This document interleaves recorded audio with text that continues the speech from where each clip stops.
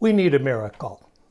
We need that first big blockbuster breakthrough drug that can spare us from the threat of Alzheimer's disease. And we keep hearing news that it might be coming. I belong to a private Facebook group for people with mild cognitive impairment, and just the other day, someone posted this headline: a possible Alzheimer's vaccine. I see headlines like this all the time. Here's another one. Now, these are still a ways off, but they're promising, and that's why I've got my fingers crossed. I'm hoping two things. My first hope is that one of these things works and we get it sooner than later. My other hope is that in the meantime, we don't overlook the miracle that's available to us right now. Hi, I'm Tony Deering of GoCogno.com, the website for people with mild cognitive impairment. Anyone over the age of 50 lives with the threat of Alzheimer's these days. And for people with MCI, that concern is heightened because they're at even greater risk. We're all hoping and praying for that one thing that can deliver us from that scourge, the way medical breakthroughs have of other causes of death. Take heart attack and stroke. Back in the 1980s, these were leading causes of death among older adults. One thing these deadly medical conditions had in common was high cholesterol. We needed a miracle drug that could help people bring their cholesterol level down. It took decades and billions of dollars and failure after failure after failure, but eventually science produced that drug, statins. When statins became widely available in the mid-1990s, it was one of the great medical achievements of the second half of the 20th century. The headlines declared it a miracle drug. What can a miracle drug like that do for us? Well, we know from a 2008 study that statins reduce the risk of heart attack by 54%, and the risk of stroke by 48% in people with high risk who used it as a preventative medicine. That's what we need for Alzheimer's disease. When it comes, that'll be huge.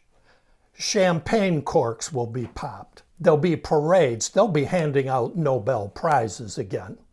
But in the meantime, how can we help people, both doctors and patients, fully understand and appreciate the miracle that's available to them right now?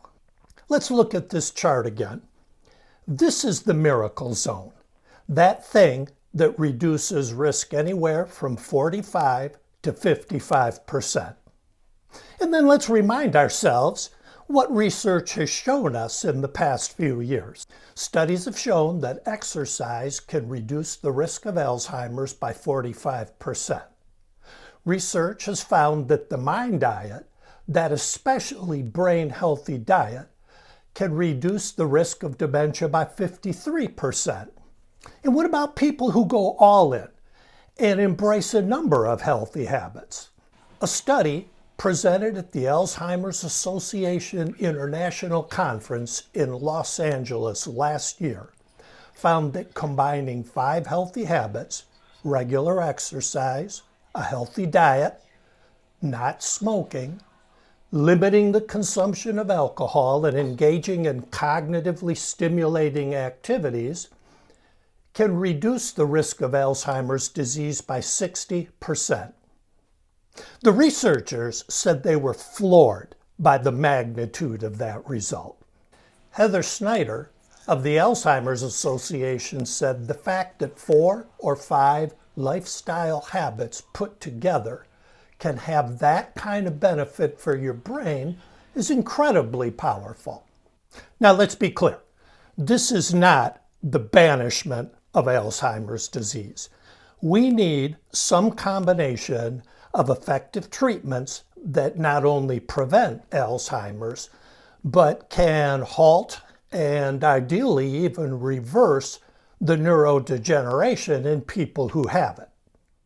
The scientists and neurologists that I talk to agree that drugs, and the kinds of drugs we're working on right now, will have to be part of the solution. But they also all agree that there's not going to be just that one cure-all, solve-everything drug for Alzheimer's. They see the eventual treatment of Alzheimer's as more of what they call a cocktail approach that will include some combination of drugs as well as improvements in lifestyle behavior.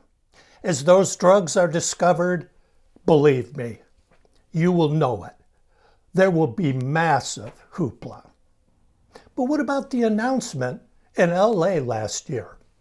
Have you even heard about that? These unheralded results?